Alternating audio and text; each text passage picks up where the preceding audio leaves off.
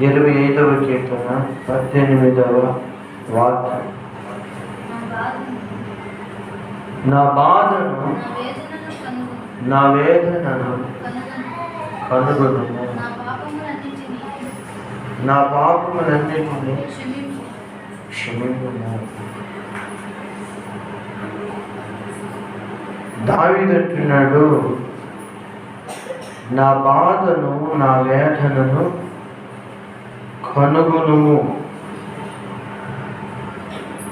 నా పాపములన్నిటినీ క్షమించుము. హల్లెలూయా. దావీదు ఏ పరిస్థితిలో ఉన్నాడంట? బాధలో, వేదనలో ఉన్నాడంట.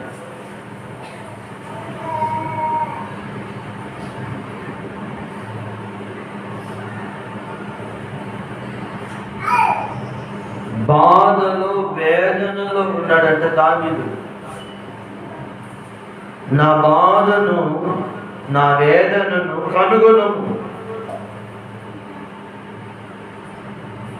ప్రేమైన దేవుని బిడ్డలారు, చాలా మంది జీవితాలలో, కొంతమంది జీవితాలలో పైకి నవ్వుతూ కనబడుతున్నారు. వందనాలు అయ్యారంటే వందనాలు, బాగున్నారంటే బాగున్నాం. కానీ చాలా మంది జీవితాలలో, చాలా మంది కుటుంబాలలో బాధ, వేదన. నా బాధని నా వేదనను కనుగొనుము.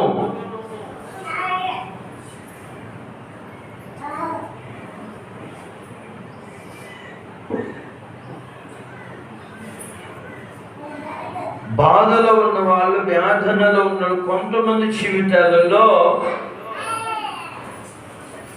ఇరుగు పొరుగు వారితో, భర్తతో, కుటుంబీకులతో, స్నేహితులతో పంచుకుంటూ ఉంటారు బాధని.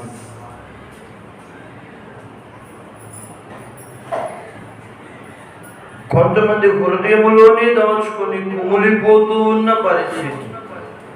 కింద వాక్య భాగ్యం ఏమన్నాడంటే, నా పాపములను, నా పాపములన్నిటిని క్షమింపుము. అంటే బాధలు అనేవి, వ్యాధులు అనేవి రకరకాలుగా మనిషికి వస్తాయి. కొన్ని బాధలు, కొన్ని వ్యాధులు ఎలా వస్తాయి అంటే చెప్పండి, పాపాన్ని బట్టి కూడా వస్తాయి. నాకు తెలిసినప్పుడు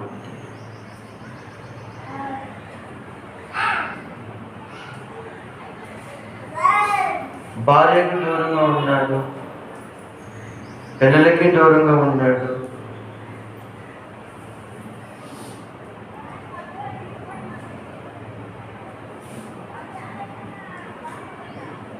ఒక తీరని వ్యాధన, బాధతో, అనారోగ్య పరిస్థితితో తాను కుమిలిపోతా ఉన్నాడు.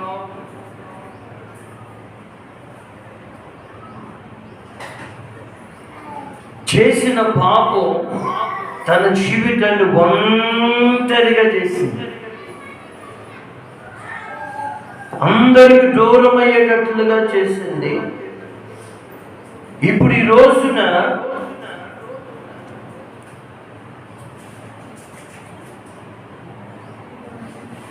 ప్రియమైన దేవుని బిడ్డలారా, ఆ బంధకాల నుంచి విడుదల కలుగలేని పరిస్థితి.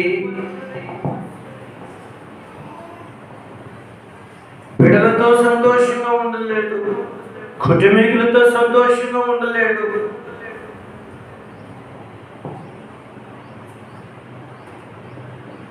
ఏంటా నా పరిస్థితి అని, ఏంటా నా బిడ్డల పరిస్థితి అని అదో రకంగా ఆలోచించుకుంటూ, వేదన పడుతూ, బాధపడుతూ, ఆరోగ్యాన్ని కోల్పోయి కృంగిపోతూ ఉన్న పరిస్థితి.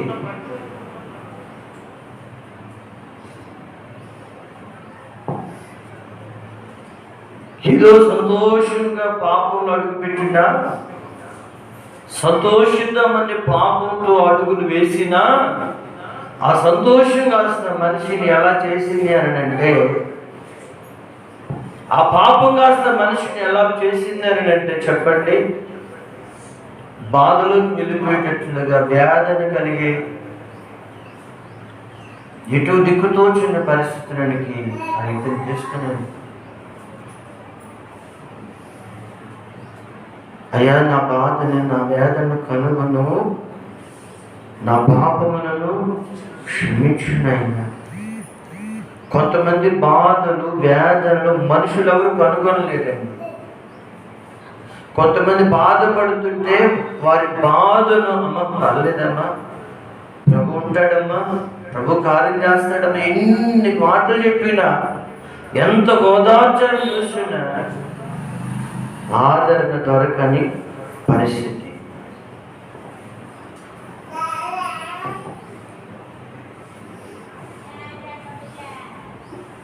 హల్లెలూయా, చేతులెత్తి హల్లెలూయా. ప్రియమైన దేవుని బిడ్డలారా, ఏ కుటుంబాన్ని చూడండి, ఎవరిని పలకరించండి, ఏదో ఒక బాధ, ఏదో ఒక వేదన, ఏదో ఒక చిక్కు సమస్య మనిషిని వెంటాడుతూ ఉంది.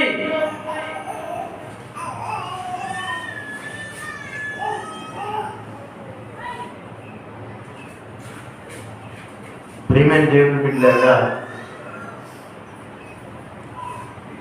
ఒక ఆమె ఉంటుంది, అయ్యా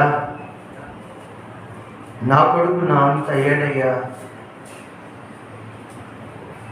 నా అంత అయ్యాడు, కానీ తల్లిగా నా మాట లక్ష్య చేయట్లేదు.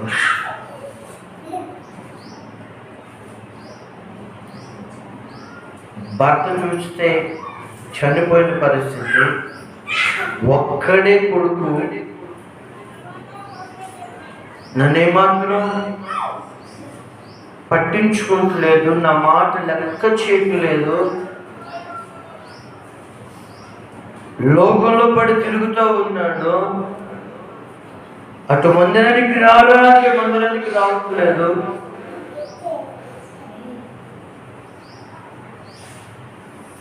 నా మాట వినట్లేదయ్యా, నా కుమారుడు కొరకు ప్రార్థన చేయన్నా, ప్రార్థన చేయి.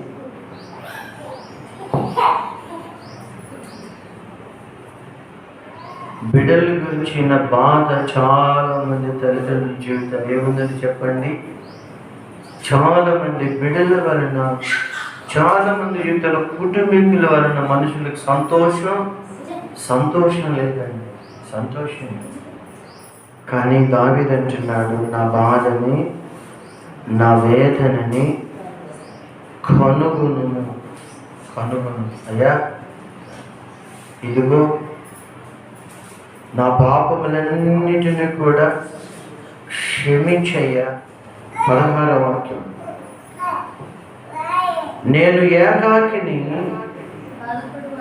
బాధపడువాడను, నా వైపు తిరిగి నన్ను కరుణింపు. ఏమన్నాడు అమ్మ, ఏమన్నాడు? నేను ఏకాకిని. దానికి ఏకాక, దానికి ఎవరు లేరా? ఉన్నారా? దావీదుకి భార్యలు ఉన్నారా? మాట్లాడుకుంటామా? పిల్లలు ఉన్నారా? బలగం ఉందా? సైన్యం ఉందా? రథాలు ఉన్నాయా? ఉన్నాయి. అన్ని ఉన్నప్పటికీ కూడా నేను ఏకాకిని, బాధపడువాడను, అయ్యా నా వైపు తిరిగి నన్ను కరుణింపుము. నా వైపు తిరిగి నన్ను కరుణించయ్యా, నన్ను కరుణించు. మరొక చోట అంటాడు, నీవిచ్చిన మాట చొప్పున నీవు నన్ను ఎప్పుడు కరుణించదవు అని నీవిచ్చిన మాట చెప్పున్నా ఉన్నానయ్యా.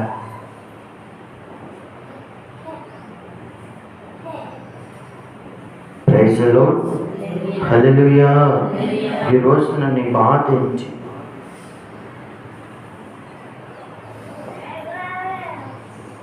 ఈ రోజున నీ బాధ ఏంటి? మత్తయి సువార్త 8వ అధ్యాయంలో 6వ వాక్యాన్ని చూస్తే 5, 6 వాక్యాలు. ఆయన కపెర్నహూములో ప్రవేశించినప్పుడు ఒక శతాధిపతి ఆయన ఎదుగు వచ్చి, ప్రభువా, నా దాసుడు పక్షవాయువుతో మిగుల బాధపడుచు ఇంటిలో పడి ఉన్నాడని చెప్పి ఆయనను వేడుకున్నాడు. కొంచెం మనసు పెట్టాను. తన దాసుడంట ఏ బాధతో? మిగులు బాధపడుచు ఇంటిలో పడి ఉన్నాడు. దేనివల్ల బాధ? పక్షవాయువు.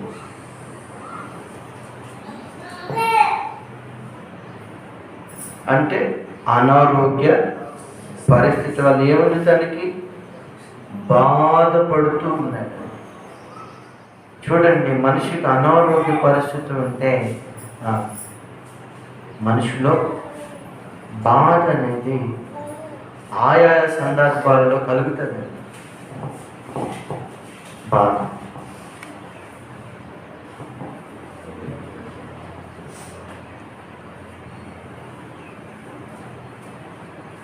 హల్లెలూయా, హల్లెలూయా. ఏదో ఒక బాధ మనుషుని వేధిస్తూ ఉంది. ఏదో ఒక వేదన మనిషిని వేధిస్తూ ఉంది. కుటుంబాన్ని కూర్చున్న బాధ, బిడ్డలను కూర్చున్న బాధ, గర్భఫలం లేదనే బాధ, నా పిల్లల పరిస్థితి ఏంటో అనే బాధ, ఆధ్యాత్మికమైన జీవితంలో అయ్యా నేను ఒంటరిని, అయ్యా నాకు సహాయం చెయ్యి, నేను ఒంటరిని అనే బాధ. లోక సంబంధాలకు అర్థం కాదండి. సంగతులను భయపడి చూసే వారికి అసలే అర్థం కాదండి. చాలా మంది ఆత్మీయ జీవితాలలో వారికి దిక్కులు అసలు ఏమీ లేవు కదా. ఒకటే గురి కదా, యేసయ్య ఆధారం కదా. వాళ్ళ హృదయాలంతరంగా ఏముంటుందంటే, అయ్యా నీవు తప్ప నాకు వేరే ఆధారం ఏది లేదయ్యా. ఈ ఆత్మయాత్ర నేను ఒంటరిని, నీ తోడు తప్ప నాకు ఇంకేమి. ఇది లోక సంబంధానికి అర్థం కావద్దనే బాధ.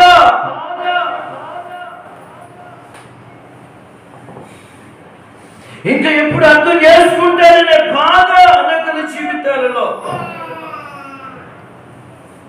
కదండి. ఇంకెప్పుడు అర్థం చేసుకుంటుంది మనిషి? ఇంకా ఆత్మ జీవితంలో ఎప్పుడు అడుగులు వేస్తుంది మనిషి?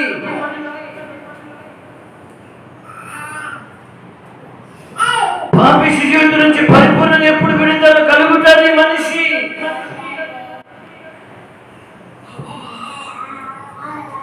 ప్రేమల దేవుని బిడ్డలారా, రక్త సంబంధికులను గురించిన బాధ ఉంటుంది, బిడ్డలను గురించి, అప్పులను గురించి, అనారోగ్య పరిస్థితుల గురించి అనేకమైన బాధలు గుండా, వేదనలు గుండా మానవుడు వెళుతూ ఉన్నాడు.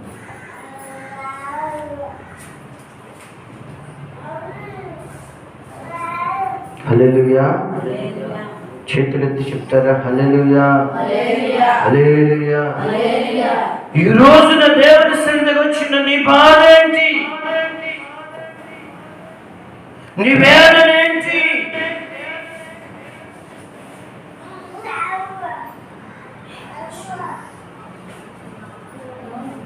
కొంచెం మనసును పెట్టాను. బాధ తగ్గాలని శత ప్రయత్నాలు చేస్తున్నాడు మానవుడు. బాధ నుంచి విడుదల కలగాలని శత ప్రయత్నాలు చేస్తున్నాడు. ఎక్కడెక్కడికో తిరుగుతూ ఉన్నాడు, ఏదో చేస్తున్నాడు. ఆరోగ్యం కుదుట పడితే బాగుందని డాక్టర్లు చుట్టూ తిరుగుతున్నాడు. ఏదైనా చీకటి, ఏదైనా అసమాధానం, కాస్త చీకటి లేక అపవాది కార్యాలు ఎదురవుతూ ఉంటే ఎక్కడెక్కడికో ఏదో తాయెత్తులు అవి కట్టించుకొని కాస్త ప్రశాంతతను పొందుకుందాం అయిన ప్రయత్నాలు కూడా చేసేవారు కొంతమంది.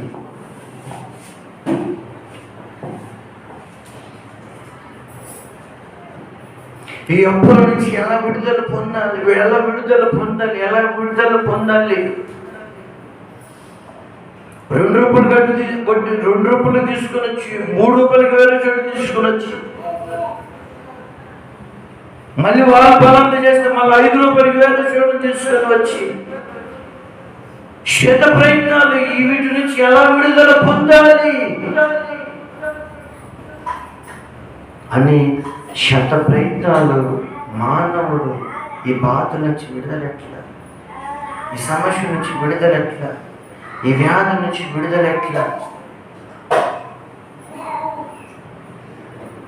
అని శత ప్రయత్నాలు చేసుకుంటూ ఉన్నాడు. కొంచెం మనసు హల్లెలూయా. 9వ అధ్యాయము 12వ వాక్యం.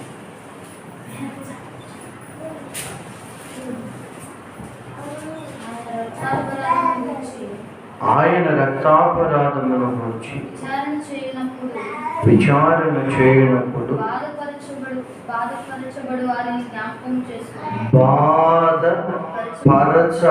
వారిని జ్ఞాపకము చేసుకొనును, వారి మొరను ఆయన మరువడు. చెప్పనుంటూ ప్రభు నన్ను కనపడతాడు.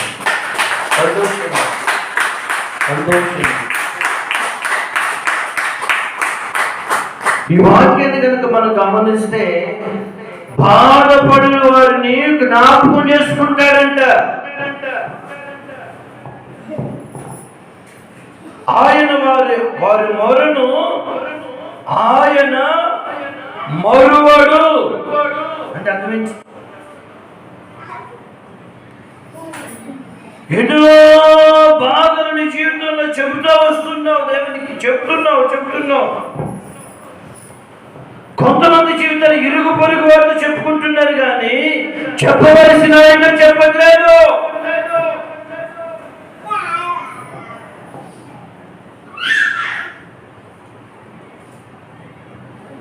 చెప్పవలసిన ఆయనతో తీర్చగలిగిన, సహాయం చేయగలిగిన, అద్భుతాలు చేయగలిగిన, విడిపించగలిగిన, కార్యాలు చేయగలిగిన నా యేసును చెప్పుచుండు. హల్లెలూయా. దేవుని వాక్యం అంటుంది, బాధపడే వారిని ఆయన జ్ఞాపకం చేసుకుంటాడు.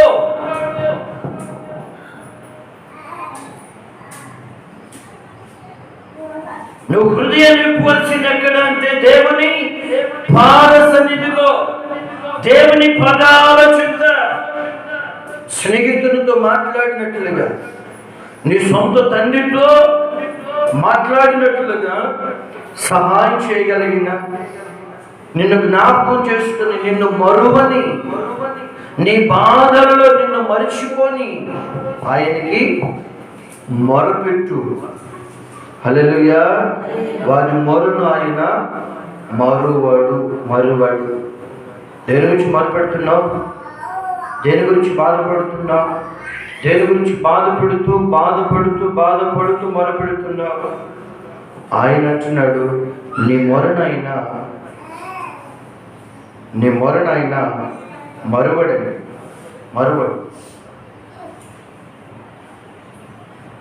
హల్లెలూయా. కొన్ని కార్యాలు వెంటనే జరగవచ్చు, కొన్ని కార్యాలు ఆలస్యంగా కావచ్చు, కానీ ఆయన నీ మొరను మాత్రం మనం ఇందాక చదువుకున్న వాక్య భాగంలో బాధపడుతున్న వ్యక్తి మొరపెట్టల, బాధపడుతున్న వ్యక్తి యేసు దగ్గరికి రాదు, బాధపడుతున్న వాని పక్షంగా వేరొక వ్యక్తి వచ్చి మొరపెడుతున్నాడు, వేడుకుంటున్నాడు. అవునా కదా? మత్తయి సువార్త 8:6 వాక్యం, నా దాసుడు బాధపడుతున్నాడయ్యా. హల్లెలూయా. దేవుడు కార్యం చేయకుండా మానేశాడా? అద్భుతం చేయకుండా మానేశాడా? హల్లెలూయా. చేతులెత్తి హల్లెలూయా. ఒంటరి గువ్వలై విలపించు సమయాన ఓదార్చువారే కారారైరి,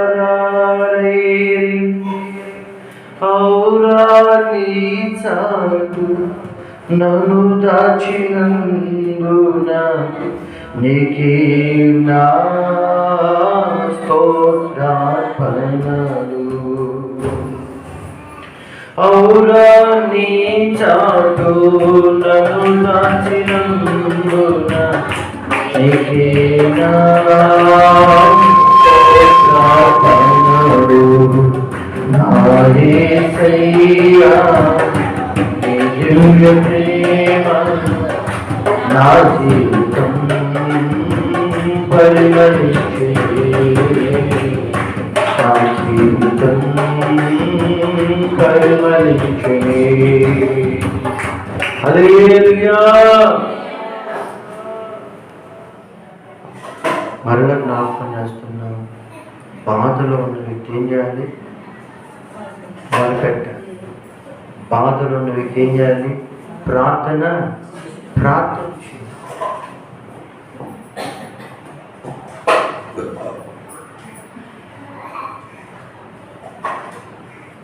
ఒక్కొక్క కుటుంబాన్ని కలిపి ఎన్ని చిత్త తీస్తారో. అయ్యా భర్త గురించి ఈ సమస్య, పిల్లల గురించి ఈ సమస్య, ఇది అప్పుడు నాయన, ఇది అది నాయన, ఇది నాయన. అవునా కదా? బాధలో ఉన్న నీవు, వేదనలో ఉన్న నీవు, సమస్యల్లో ఉన్న నీవు, సమస్యలు తీర్చగలిగిన దేవుని సన్నిధికి రావాలి.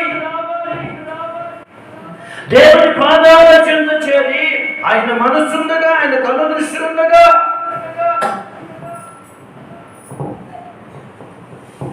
ఆయన చెవులనేగా నిశ్చయంగా ఈ స్థలం ముందు చేయబడు ప్రార్థనలో నా కళ్ళ దృష్టిని, నా మనస్సును, నా చెవులు ఉంచుతానని చెప్పాడుగా. హల్లెలూయా. మొరపెట్టు, ప్రార్థన చేయి. దేవుని వాక్యం అంటుంది, వారి మరును ఆయన మరువడు, మర్చిపోయేవాడు కాదండి. చూసి చూడట్టు వదిలేసేవాడు అంతకన్నా కాదండి, అంతకన్నా కాదు, అంతకన్నా కాదు. ఇక నా పని అయిపోయింది, ఇక మా బాధలు ఎంతే, ఇక మా కష్టాలు ఎంతే, ఇక మా ఫైనాన్స్ ప్రాబ్లం ఏంటి అని నువ్వు అనుకోవచ్చు. కానీ ఆయన వదిలేసేవాడు కాదండి, విడిచిపెట్టేవాడు కాదండి, మర్చిపోయేవాడు అంతకన్నా కాదు.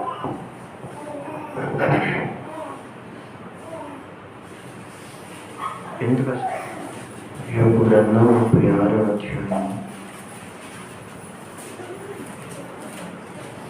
15వ వాక్యం. శ్రమపడు వారిని వారికి కలిగిన శ్రమ వలన ఆయన విడిపించును, బాధ వలన వారిని విధేయులుగా చేయును. అంతేగాక బాధలో నుండి ఆయన నిన్ను తప్పించును. హల్లెలూయా.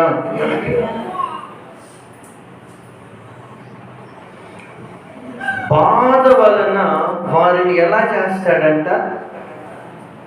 విధేయులుగా చేయును. కొంచెం మనసు పెట్టారు. కొంతమంది జీవితాల్లో బాధలు ఎందుకు కలిగాయి? కొంతమంది జీవితాల్లో బాధలుగా దేవుడు ఎందుకు అనుమతించాడు అంటే, నిన్ను మరింత విధేయురాలుగా, మరింత విధేయుడిగా, దేవుడికి విధేయురాలుగా, విధేయుడుగా నువ్వు ఉంటావనే ఉద్దేశంతో, ఇంకాస్త నిన్ను చెక్కడానికి, నిన్ను సరిచేయడానికి, నిన్ను రెన్యువల్ చేయడానికి, నూతనపరచడానికి, కాస్త ఆయన కార్యంగా సంపూర్తి చేసేదాని కొరకు బాధ వలన ఆయన పనిచేశారు. బాధ వలన వారిని విధేయులుగా చేయును. హల్లెలూయా, హల్లెలూయా, హల్లెలూయా, హల్లెలూయా. బాధలు కలిగాయా? బాధలు కలిగాయా? బాధలు ఉంటున్నాయా? నిన్ను విడిచిపెట్టేద్దామని కాదు, నిన్ను వదిలేద్దామని కాదు. ఆ బాధల్లోని, ఆ నిస్పృహలోని, ఆ నిట్టూర్పులలోని నువ్వు దేవునికి దూరం అయిపోవాలని కాదు, నువ్వు ఆయనతో దూరం అయిపోవాలని కాదు, మరింత నిన్ను సరి చేసుకోవాలని, మరింత నిన్ను బాగు చేసుకోవాలని, మరింత ఆయన సమీపంగా నిన్ను పెట్టుకోవాలని, మరింత ఆయన కార్యాన్ని నేను నూతనపరుచుకోవాలి. మరింత విధేయత. ఎవరంటే దేవుడంటే, దేవుడంటే, దేవుని సన్నిధి అంటే, దైవ సేవకులు అంటే మరింత విధేయత కలిగిన వ్యక్తిగా నువ్వు ఉండాలనే ఉద్దేశంతో ఏం చేస్తారంటే, హల్లెలూయా. బాధపడదు, బాధ వలన విధేయులుగా చేయును. అంతేకాక బాధలో నుండి ఆయన నిన్ను తప్పించును. హల్లెలూయా. చేతులెత్తి హల్లెలూయా. ఎవరు ఏ ఏ బాధలలో ఉన్నారో ఆ బాధలన్నిటిలో నుంచి విడిపించబడునుగాక, విడిపించబడునుగాక, విడిపించబడునుగాక, బాధలన్నిటిలో నుంచి తప్పించబడునుగాక. హల్లెలూయా. 7వ కీర్తన 39వ వాక్యం. యెహోవాయే నీతిమంతులకు రక్షణాధారము, బాధ కలుగునప్పుడు ఆయనే వారికి ఆశ్రయదుర్గము. హల్లెలూయా. చెప్పండి హల్లెలూయా. బాధ కలుగునప్పుడు ఎవరిని ఆశ్రయించాలంట? ఆయనే వారికి ఆశ్రయదుర్గం. నీ బాధలు పోవాలంటే, నీ సమస్యల నుంచి విడుదల కలగాలని అంటే ఎవరిని ఆశ్రయించాలి? ఆయనే వారికి ఆశ్రయ. యేసయ్యను ఆశ్రయించు, యేసయ్యను ఆశ్రయించు. నీకు ప్రశాంతత కలుగనిచ్చేది యేసయ్య, బాధలన్నిటిలో నుంచి విడిపించేది యేసయ్య, వేదనలన్నీ తొలగించి నీకన్నిటిని నాట్యంగా మార్చేది నజరేయుడైన యేసయ్య.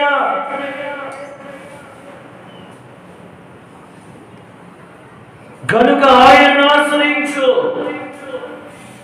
ఆయన పాద సన్నిధికి రా. కృతజ్ఞత కలిగిన మనస్సుతో, నిండు మనస్సుతో నీ హృదయాన్ని ప్రార్థన చేయి. ఆయన అంటున్నాడు, మొరపెట్టు వారికి, తనకు మొరపెట్టు వారికి, తనకు నిజంగా మొరపెట్టు వారికి అందరికి ఆయన సమీపంగా ఉండే దేవుడు. హల్లెలూయా. కనుక ప్రభు పేరుతో బ్రతునాడుతూ చెప్తున్నాను, నీకన్నిటిని నాట్యంగా మార్చేవాడు యేసయ్య మాత్రమే. నీ బాధలన్నిటిలో నుంచి, అన్నిట్లో నుంచి, కొన్నింటిలో నుంచా. మళ్ళా చదువు మాట 25వ కీర్తన 22వ. దేవ, వారి బాధలన్నిటిలో నుండి ఇశ్రాయేలీయులను విమోచింపు. బాధలన్నిటిలోనూ, కొన్నిటిలో ఉంటాయి. హల్లెలూయా. బాధలన్నిటిలో నుంచి యేసయ్య నిన్ను విడిపించును గాక, విమోచించును గాక. కనుక సమయం దొరికినప్పుడల్లా ఆయన పాద సన్నిధిలో పెట్టు. సమయం దొరికిన ప్రతిసారి నీ హృదయాన్ని ప్రభుత్వం మాట్లాడు. మీకు ఒక విషయం తెలుసా? మనుషులతో తక్కువ మాట్లాడాలి, దేవునితో ఎక్కువ మాట్లాడాలి. మనుషులతో సాధ్యమైన, అసలు మనుషులతో తక్కువ మాట్లాడాలి, దేవునితో మాత్రమే ఎక్కువ మాట్లాడాలి. మనుషులతో తక్కువగా మాట్లాడి దేవునితో ఎక్కువగా మాట్లాడే వారి జీవితాలు ఖచ్చితంగా వర్తిల్లుతాయి. ఖచ్చితంగా ప్రతి పరిస్థితుల్లో జవాబు పొందుతారు. ఖచ్చితంగా ప్రతి పరిస్థితిని జయించుకుంటూ ముందుకి వెళతారు. అటు కృప దేవుడు మనకు దయచేయను గాక.